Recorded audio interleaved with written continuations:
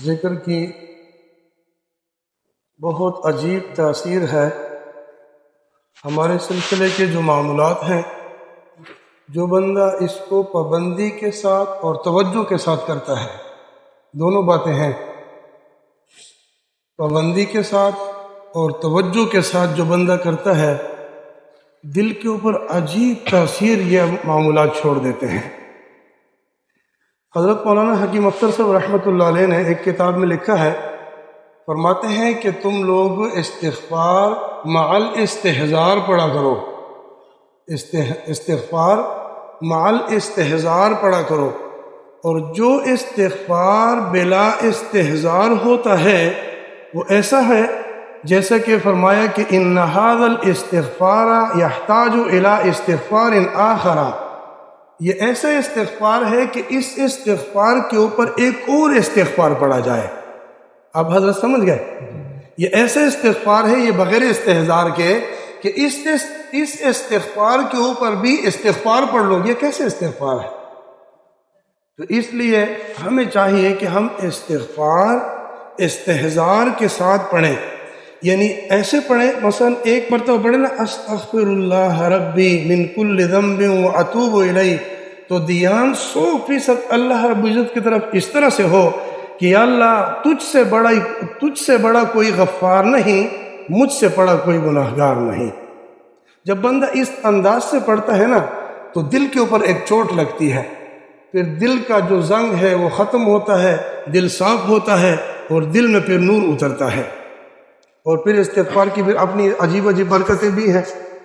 اور درود شریف بندہ نبی علیہ الصلوۃ والسلام کی محبت میں پڑھے، ایک مرتبہ جب بندہ درود شریف پڑھتا ہے نا تو اپنے آپ کو بالکل نبی علیہ الصلوۃ والسلام کے روض پاک کے پاس متصور کر لے کہ میں نبی علیہ الصلوۃ والسلام کے روض پاک کے پاس بیٹھا ہوا ہوں اور میں آقا صلی اللہ علیہ وسلم کو ہدیہ پیش کر رہا ہوں۔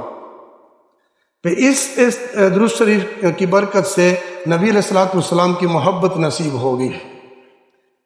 اللہ اکبر۔ ہمارے حضرات نے کیسے کیسے ذکر کیا اور کیسے انہوں نے کمالات حاصل کیے، کیسے کیفیات حاصل کی۔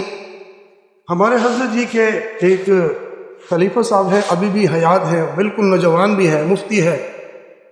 نوجوانی میں انہوں نے جو ذکر کیا اور جو علم کے سلسلے کے ساتھ ساتھ علم بھی پڑھتا رہا، ساتھ ساتھ انہوں نے ذکر اذکار بھی کیے۔ جب حضرت جی خلافت دے رہے تھے اور اس کے بعد پھر میں نے ان سے وہ فارم جو ہے نا وہ فل کروایا، میں نے ان سے جو لکھائی کروائی اس میں لکھا تھا کہ میری کیفیت یہ بن گئی تھی کہ تسلسل کے ساتھ، آپ ذرا اندازہ لگائیے کیسے الفاظ ہیں، تسلسل کے ساتھ حالت بیداری میں مجھے نبی علیہ الصلوۃ والسلام کی زیارت ہوتی رہی۔ کتنی عجیب بات ہے، تسلسل کے ساتھ حالت بیداری میں نبی علیہ الصلوۃ والسلام کی زیارت ہوتی رہی۔ ایک اور بندہ ہے، وہ میں اچھے طریقے سے جانتا ہوں، وہ حضرت جی کے خلیفہ نہیں ہے، لیکن انہوں نے مجھے ایک دن بتایا، اچھا بات کیا تھی، لوگ بیٹھے تھے چاند دیکھنے کے لیے کہ کل عید ہے۔ اب یہ مغرب کی نماز پڑھ رہا ہے، کمیٹی بیٹھی ہوئی تھی کہ جی چاند دیکھنے کے لیے کہ جی چاند دیکھیں کہ کل عید ہے یا نہیں ہے، کل روزہ ہے یا کل عید ہے۔ اس بندے نے مجھے عشاء کے وقت بتایا، بلکہ مغرب کی نماز کے فوراً بعد بتایا، مجھے کہنے لگے کہ جی کل عید نہیں ہے۔ میں نے کہا عجیب آدمی ہے، کمیٹی تو بیٹھی ہوئی ہے، وہ تو چاند دیکھنے کے لیے وہ سارے دیکھ رہے ہیں کہ کل عید ہوگی، کہ جی کل عید نہیں ہے۔ میں نے کہا جی آپ کیوں کہہ رہے ہیں؟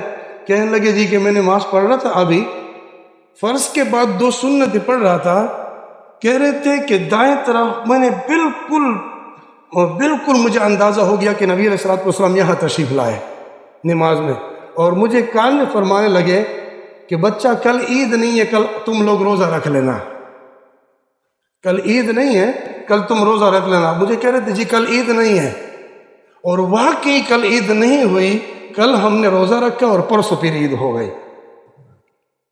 تو میرے عزیزو، بات یہ ہے کہ اس ذکر کی برکت سے بندے کو کیا کیا عجیب جو کتابوں میں کسی نے نہیں پڑھے ہوں گے، ایسے کمالات اللہ رب العزت نے اللہ رب العزت عطا فرما دیتے ہیں۔